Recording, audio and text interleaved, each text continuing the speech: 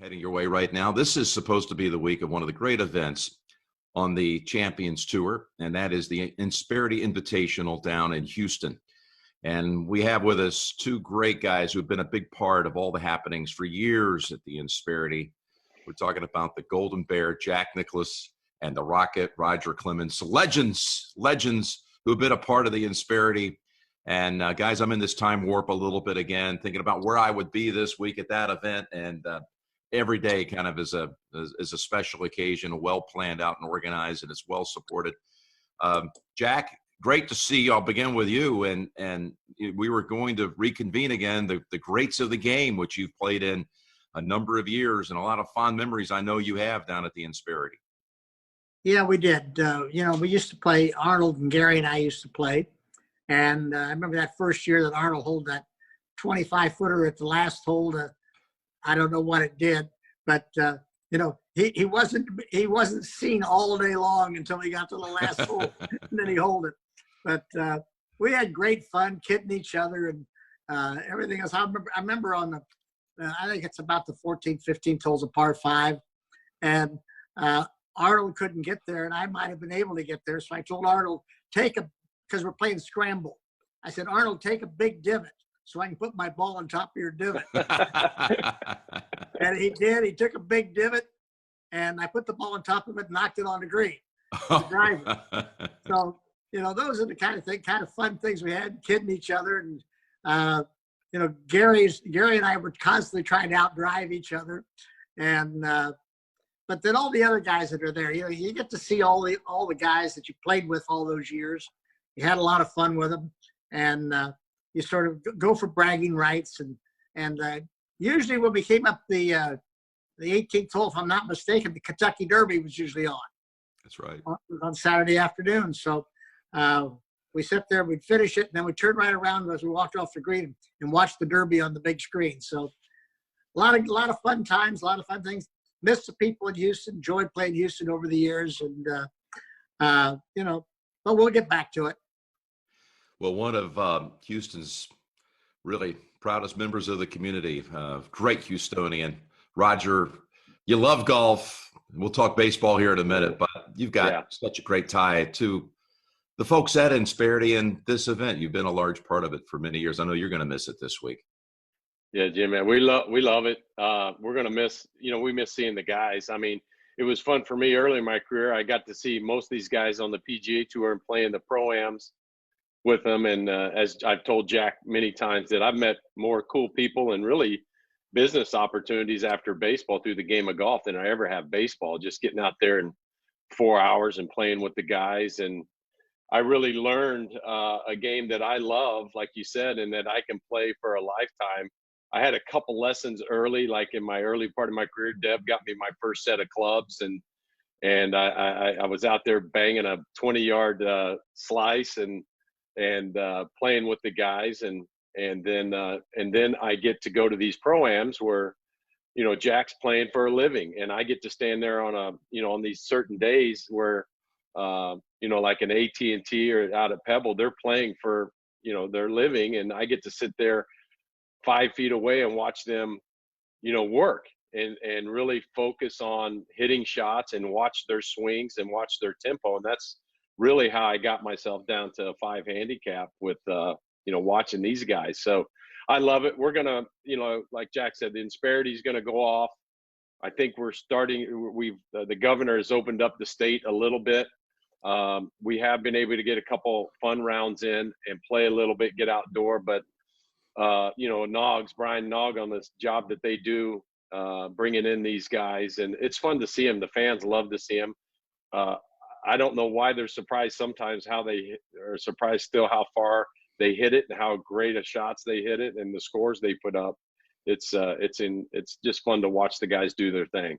Noggs and his team are the best. They really are. And I should say you're at your home in Texas, and Jack said his home in Florida. Both of you live in states where things are beginning to open up a little bit. Jack, what's the last 6 weeks been like for the Nicklaus family down in Florida?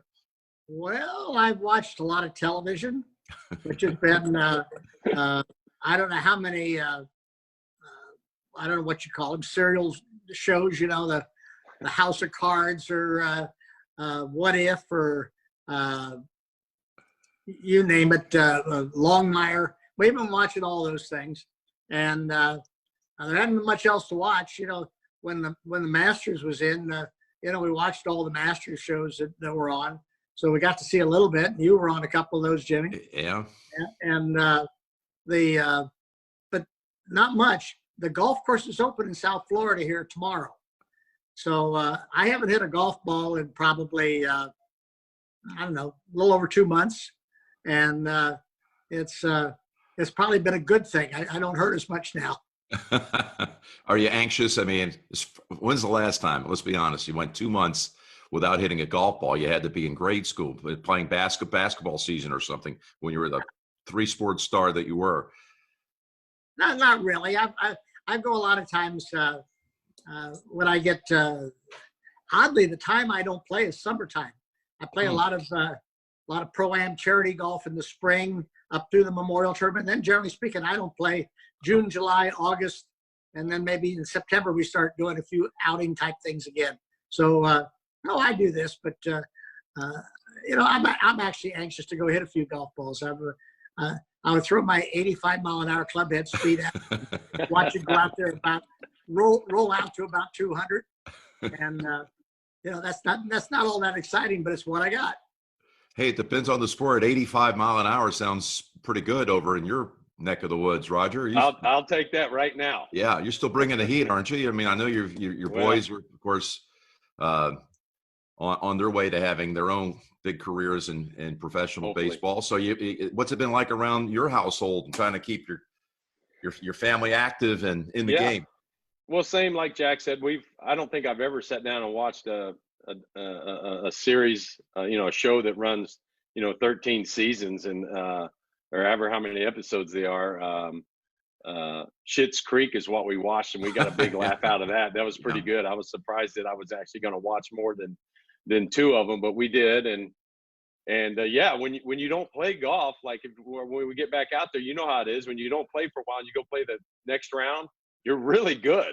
You're really good at it. You're going to shoot a low score, and then you try and back it up the next day, think, hey, I got this, and then you shoot a high score. So it grabs you real quick. But no, Casey and Cody. Casey's my number 3. He's in his, I think this will be his 4th year at the Blue Jays. He's a first baseman. The young one, Cody, was College Player of the Year a couple years ago, and he's with the Tigers, second baseman. So when they get tired of hitting off the machine, they get on the intercom and tell the old man to get out there. And so I get out there and stretch a little bit and throw from about 55 feet and try and keep it even. And if they bat flip me in the cage when they hit a good one, it still works throwing one right behind them and keeping them honest. No, we have fun with it. And that's what we're trying to do. The grandkids, I mean, I can only imagine Jack with, I've got twin baby boys. They're 3.5. My oldest son, Kobe, and my other oldest one, Corey, they're running around and working here and there and getting some work in. And so I'm chasing the grandbabies, and that's how it goes. So we're just praying. And when we hear, especially when it hits close to home that somebody's really sick with the virus, you just pray for them and hope we can get through this. This is just, kind of crazy times for us, but we bounce back. I can only compare it to, again, Jim, I think we talked about, I was a New York Yankee. I was supposed to pitch the 9-9-11 in New York. That was my game. I was going for my 20th win as a Yankee against my former team, the Red Sox. And, all hell broke loose in the city, and everybody knows how we came together and how we became strong as a nation. And we'll do that. We'll do that again. I honestly, the glass half full stuff here in the neighborhood, I've never seen here in Houston, in this part where I live here. We still live about 9 miles from our high school, but I can't, it's really cool to see everybody on bicycles and walking as a family and waving to one another. And it's brought out a lot of cool qualities in people, I think. I think you hit it right on. Obviously, we're all aware and pray for those people that had to deal with this in such tragic ways. But the silver lining, for many people too, is the fact that they've been able to pause the hamster wheel for a while, or the treadmill, whatever you want to call it, and take stock of the things that are most important in your life. I know I can vouch for that. I mean, I feel like I'm on the run. I know you guys feel the same way. On the run all the time, and all of a sudden, you get this precious family time to huddle together, have 3 meals together a day. I'm out in California right now, where things are not open as much as they are in your 2 states. But Jack, how have you and Barbara done that with so much of the family close by? I mean, how have you guys done the sheltering part? And again, I'm wise to the fact that Florida now is definitely one of the first states to let people get out and have a little more freedom. So what have you guys done? Well, honestly, Jim, we really haven't seen any. I haven't seen any of the grandkids for 7 weeks. Wow. And the grandkids, they've all got their own families. They've all got their friends, and they stay together. And they're all, of course, there's a lot of young people. And so we just sort of, I don't think they don't want to get near Barbara and me. And I think they've stayed their distance. And, I think they seem to be doing all right. I know. Barbara and I have done outside wise. We walked a little bit. I've taken up walking in the swimming pool. It's the only place I can find I can walk when my back doesn't hurt. Wow. And so been doing that and doing a little bit of, stationary bicycle and a lot of other exercises. And, I'm firming up places I haven't seen firm for a while. That's a good thing. And you know what? I've seen you in many places, Jack, and some of these charitable initiatives. And Roger, I'm talk to you about yours as well here in a minute. But for example, Jack, the All-In Challenge, I know you've got a great package that's still out there to bid on that includes an experience at your home club, the Bears Club. You've done the club's Help Foundation, athletesrelief.org. Tell me some of these things that have kept you busy, because I know you're donating a lot of your time for some great causes down the road that you're going to, have these experiences for people. Well, we've talked about a lot of different things, and there's a whole bunch of them, Jim. I can't off the top of my head give you the all of them, but a lot of the guys are interested in the All-In Challenge, the one at the Bears Club where they get to play golf. That one there. That's the one that Peyton got me involved in. Yep. And then we've got I don't know. There's a variety of other things, but I've done a lot of public service announcements and talking with different organizations and stay home, do television things, and that's basically what we've been doing. And it's actually kind of fun. It's kind of fun to sit here and try to talk to other people about trying to do the right thing and try to make sure that we keep ourselves safe. And Barbara and I we sit in the 80-year-old group, which is not exactly the perfect group to be sitting in, but we're doing fine. And I think that we've got to help other people be fine too. Yeah, we're still doing the Play Yellow, Jack, right? Yep. The Play Yellow campaign that we did.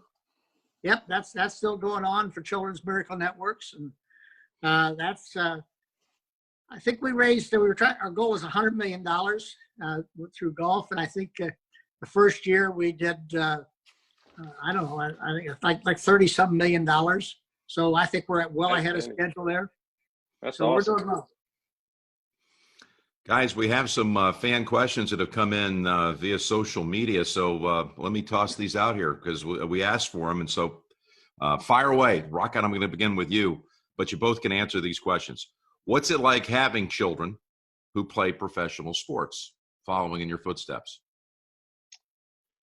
It's great. I play the dad role. I sit back and do that. I think when they were growing up, I did the same thing.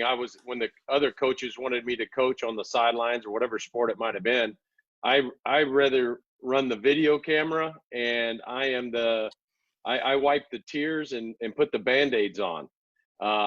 as they got older, and when they asked me a pointed question, I tried to give them a direct answer on what to expect. And but other than that, again, I try and play the same role that I do when I go down to spring training, whatever team that I'm visiting.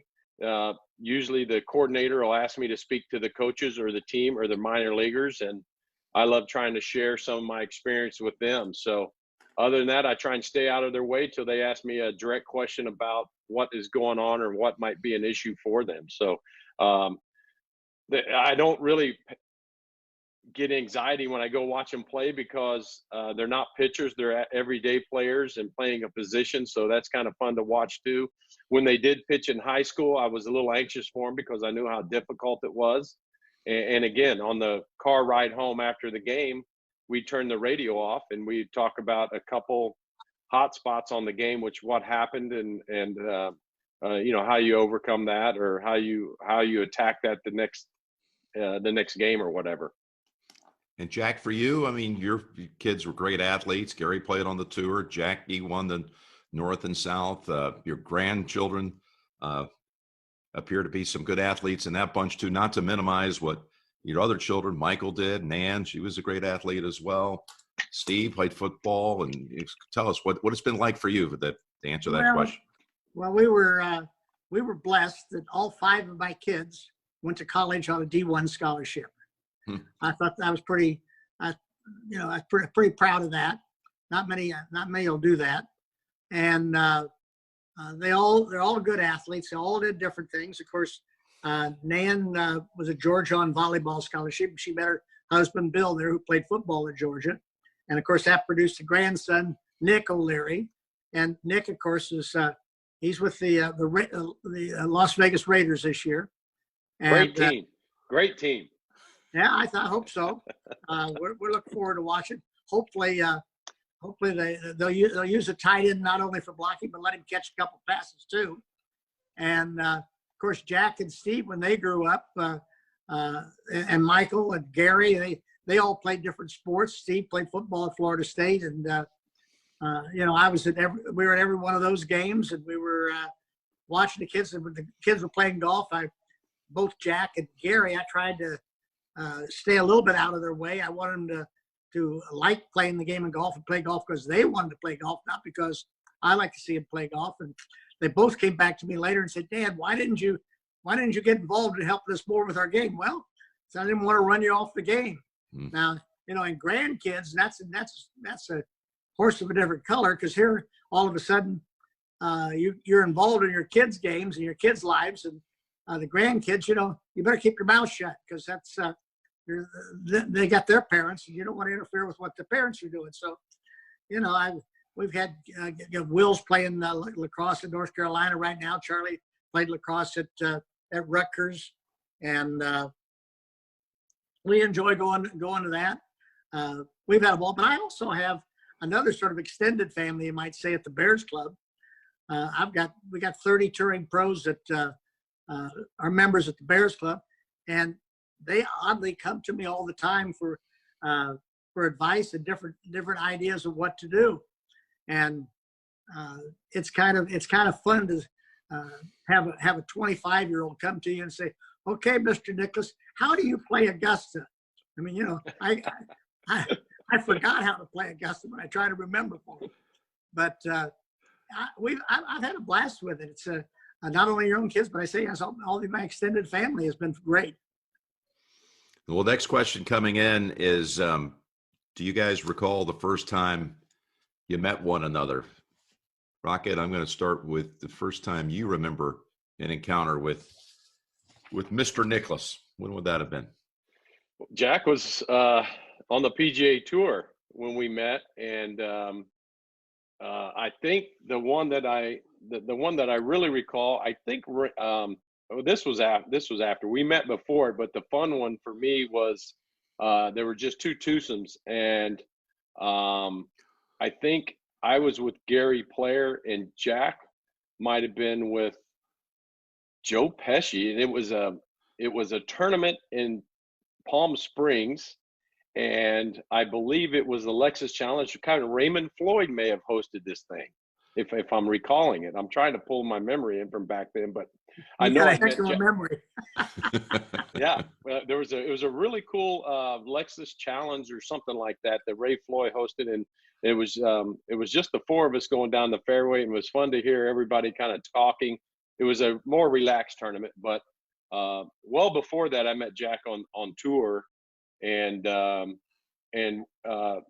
coolest thing is that I was still active, and he brought up we talked sports, we talked baseball, and they after I hit a couple shots, he had told me, which he's done before, even at his tournament where we've done in Virginia. He related my finish on my golf swing to my leg kick and pitcher pitching the ball from the mound, how to get to my left side, how I was able to get to my left side a little bit. So that was pretty cool for me. And then again, just watching the guys play when they're playing for a living. I mean, it'd be like you guys standing 4 feet from me on the mound during a game, and that's what I got to do watching some of these guys in these special tournaments, like whether it been a Bob Hope or AT&T, where we as amateurs get to play with the pro guys, and their score counts. It's not just they're not out there just hitting and giggling with us. Their score counts. Well, Roger, as a Houstonian, I can't recall the first time I would have met you, but I can remember the awe I felt because you're so beloved everywhere, but particularly down that way, coming out of the Katy on the west side of Houston, and the great things that you've done, including some charity work we did together down there. I remember that event in Houston around the Super Bowl II that celebrated the greatest athletes in the history of the city. Fun. You were a big part of that night. But for me, meeting Jack the first time, believe it or not, Roger, I was his caddy. Whoa. In 1984 at a course opening up in Park City, where I ran one time as well, Roger, up at Deer Valley one time, not that long ago. But this was at Park Meadows, and Jack and Johnny Miller, he brought Johnny Miller out to christen the course, and I got to tote the bag for 18 holes with the man himself. I mean, I was so nervous about trying to make sure I had the proper protocol and everything. Jack, I want to apologize for my performance that day. I'm one of the few that can ever say I steered you to don't get mad at me now, it's all on the caddy, a birdieless round. You shot 73. You shot 73 your grand opening. You had 17 pars and a 3-putt bogey. 1 bogey, 17 pars. I couldn't bring you 1 birdie, but we had a great time. Well, both of you guys' memories are a lot better than mine. Jim, I would have thought I would have shot 65 with you caddying, with all the local knowledge you would have had. But I remember when I first met Roger. I don't recall. May have been that the Ray Floyd's event. But I remember first walking up with Roger, and I looked at him and I said, "Man, is this guy big?" Yeah. And he's a big, big man. And I saw this golf swing, and I'd say, this guy could have played our sport. And he's got a beautiful golf swing. He took it right on plane. And he was right. We talked about. I remember us talking about throwing a ball and hitting a golf ball are basically the same motion. All sports are played from the ground up. And you certainly throw a ball from the ground up, and you certainly hit a golf ball from the ground up. If you really want to do it properly. And but I mean, Roger and Debbie, we've seen Barbara and I've seen 2 of them at a lot of events. They've supported an awful lot of the charity events that we've been involved in. And every time he shows up, I'm sitting there and say, man, this guy really wants to support and help us. And we appreciate it very much. But we've had some great times together and some great conversations. And our last question that's been sent in to us is for Roger, the hardest person you ever had to strike out, and for you, Jack, who was the hardest person to beat in head-to-head competition? So, Roger, for you. Good question. Okay, so pretty easy answer for me, guys. The big power hitters weren't really posed a big problem because they're swinging so hard, trying to get distance on the balls, and that's always a great challenge. It's, of course, those are the matchups that the fans want to see. Most of the big name power hitters, guys that you've known over the years, now you got to understand, I've gone through the George Bretts and the and the Gorman Thomases and the Greg Luzinskis and Carlton Fisk and all the way through to Pujols and all these guys over 24 years. So I've got to face some really, really good guys that I knew. I think they knew for the most part I was going to give them one good pitch to hit, and if they missed it or fouled it off, I'm going to get them. To answer the question, the guys that posed the biggest problem, especially when I pitched in a ballpark like Fenway, where the fans are so close and you have a professional hitter up there, the guys I did not want to get in a 9, 10, 12 pitch at bat against were those first couple leadoff guys, or maybe your 8th or 9th hitters, the table setter guys they weren't trying to do too much. They were trying to play pepper with me, let me supply the power. So, and then I would get 2 strikes and make a really great pitcher's pitch on the corner, and they would reach out there and just pop it off into the first row of the stands, and here we go. If I have a 12 pitch at bat against, with one of these guys and maybe another 10 at pitch, I'm not going to finish the game. I might not get to the 7th inning. So what I did, guys, was I would recognize that pretty quick doing my homework, and I would throw my 2-seamer, or what I would call a bowling ball, in there, and try and get these guys hit the ball on the ground as quick as possible at one of my infielders and get them out of there as quick as I could. We had, you would go to different ballparks and you would see the home field advantage too, guys. When you would sit there, what we call the kitty litter, right in front of home plate, we would water that down a little bit more, or put some more the dry dirt, which they put on when the field would be a little wet, but it would be like kitty litter. And if a guy hit that ball in that kitty litter, it's not going to go through the infield too fast. And so you would try and get him to hit that ball down into that and get him out of there. So there's a long answer, but it holds true. Those contact guys always would give me trouble, especially if I got in the long at bat with them. That's a great insight on that answer. Thank you, Roger. Jack, who was the hardest Pretty person? interesting. Yeah. Pretty really interesting to figure that out, because the average person doesn't think anything about what Roger just said. And, I played a little bit of baseball, but we never thought about kitty litter or any other stuff. Yeah. But anyway, you were going to ask me who was the most difficult person or hardest to beat?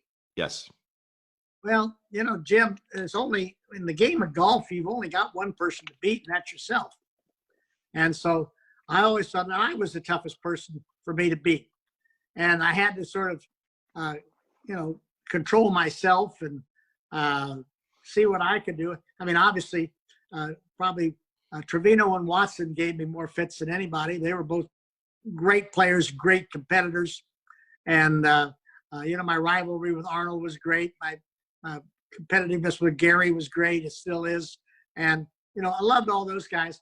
But you also got to get down, the hardest thing about is to keep yourself in the right frame of mind when you're playing a golf course that doesn't suit you, or a golf course that's, Pebble Beach suited my eye. I love playing Pebble Beach. I mean, I look forward to playing Pebble Beach a month before I got there, or Augusta, St. Andrews, those kind of places. But all of a sudden I get to some golf courses, good golf courses, nothing wrong with a golf course, but just me. Probably one of the toughest one I had was Oak Tree in Oklahoma City. And we were playing the PGA Championship there. And I guess couldn't play the golf course very well. It just didn't fit what I wanted. And I was doing television at the time. And there's nothing worse than missing the country tournament, then having to stay around for the weekend and commentate. That was bad for me. So I remember the night I missed the cut. And I went back to Barb and I. We went to a fitting place for dinner, which was McDonald's. That's about the way I played for it. So we went that night, and Barbara came back the next morning and fixed me a glass of orange juice and put it in this particular cup that I got in front of me. And I don't know whether you can see that or not, but it says, it's a little Snoopy cup, and I guess called a sippy cup. And it says, there's no excuse for not being properly prepared. And I think that's really right in any sport. And I know if Roger was pitching, if he wasn't properly prepared for the guy he was throwing the ball against, the guy probably hit it. If I wasn't prepared for the golf course and hadn't done my homework and hadn't done the proper preparation, I wasn't going to get the golf course. And a lot of that's mental. You've got to be in your own mind. You've got to think, hey, I can play this place. I've got to do this. I've got to work extra hard, because if it doesn't fit me, that's too bad. That's probably, I always thought, Trevino always said, oh, I can't play Augusta. It doesn't, I can't, my game doesn't fit it. I said, Lee, your game fits any place. He had a great golf game. He just didn't believe he could play Augusta. So to me, what he had to do is just work a little bit harder to prepare himself. And I think that's what anybody has to do, is be able to control themselves and do the things they have to do that make them better against any course or against themselves. I think that applies to life, doesn't it? I mean, really. It does, Jimmy. And it's funny because Jack just said Barbara gave him that. She's like his second pitching coach. You wouldn't believe how many times I came out after a beautiful game, which I thought was a 2-hit, 10 strikeout game, say at Fenway. Deb's waiting for me in the parking lot, and she liked to keep scoring her little book. And she goes, you walked 3 guys. You got to quit walking these guys. I had a second pitching coach. I was like, I know he didn't score. She says, yeah, but walk score. They're going to score on you. So she would let me have it. So, but so I got so Jack, I got a question. Just what you said about different ballparks I pitched in, because when you didn't have to have a certain the mound had to be a certain height. 11 inches, 13 inches, 14 inches. But when you're out there on that course, whether you like it or not, pebble or whatever, and you're hitting a little fade or a draw, or you have that. And I always try and tell the guys that when I'm going out to play them in a little fun match on the golf course and I'm hitting and I can't fix it. I didn't spend enough time on the range to fix it. But if I'm hitting a 5-yard fade, instead of getting my brains beat out after 4 holes out there, I move to the right side of the tee box and I just play it. How many tournaments did you have where you just had to make an adjustment on the run, or what you had when you left the bullpen? Because there's been many times when I left the bullpen, my warm-up session was awful. And then I said, and my catcher would look at me like, oh my gosh, we're gonna get somebody warming up in the first or second inning. It's gonna be a disaster. I said, wait a minute, just give me a minute to get out in front on the main mound in front of the fans. I'll get my adrenaline going a little bit. Let me just work through, and boom, then it started clicking for me. That's had to happen for you on the course for sure, right? Well, you're out there for 4+ hours, and sometimes your warm-up's good, sometimes your warm-up's not so good. And you get to the first tee and you're trying to get there with the swing that you want to play. And there some courses you play left to right, some courses you play right to left. And some courses you play high, some courses you play down. And you had to figure out how to be able to get that day. And I always took a philosophy that I didn't really care what I was doing. If I was doing something wrong, I'd change it right then.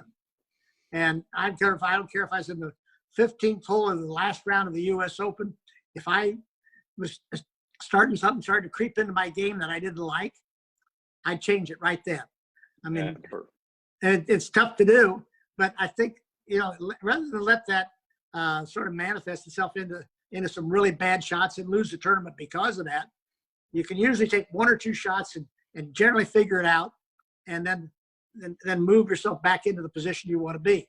And I'm sure you had to do that pitching. I mean, you threw a lot of balls and you had to probably adjust what you were doing, and all of a sudden say, oh yeah, I got that. I know what I'm doing now. And you go back and figure it out. And you go back to basic fundamentals, things that work for you, and you work through them. You try to throw a couple of pitches that don't get you in too much trouble. And then you say, okay, I got this, and you go back at it. And golf's no different. It's absolutely the same, I'm sure. And dead on. I always did that when I played, and I think it really worked for me a lot. I remember at Baltusrol in, I think it was the 1980, and I was coming down the stretch, and I started hitting some shots I didn't like. And I was playing with Aoki, and Aoki was not missing anything. And I had a little change that I wanted to make in my swing. And on the 15th tee, I said, well, I got a little pretty much open here. I can't really hit it too far to get in trouble. and I did it. And I said, aha, that's what I wanted. I hit it absolutely perfect and then hit it perfect coming in. So, you sort of pick your time and pick your places. Exactly right. Rocket, one time, it was 2 years ago, this picture right here is a rendering of Jack's famous one iron at the 17th hole at Pebble Beach. And we had a little gathering charity event, and we had a cocktail party right on the sacred side where Jack hit that tee shot, which is actually the back of the fourth tee at Pebbles, the tee they use when they have USGA events here. And I asked Jack one question. What went through your mind when you were about to strike that one iron shot that popped off the flagstick? And he did, which was amazing. He did 15 or 20 minutes about his thought process during that swing. That's the detail. You have it. It was the same thing for you, but Jack could recall that day from 1972 and get into, well, I took it away a little shut, right, Jack? Yep, took it away a little shut. Yeah, and it just went on. I won't make you repeat it, but to hear like your story, Roger, about the way you would set up the table setters and everything else is brilliant. Guys, I know we have to run, but this has been a lot of fun. I know how important sport's going to be to bringing back our communities, our country. We don't have a timeline on it exactly, but let's hope baseball's back soon.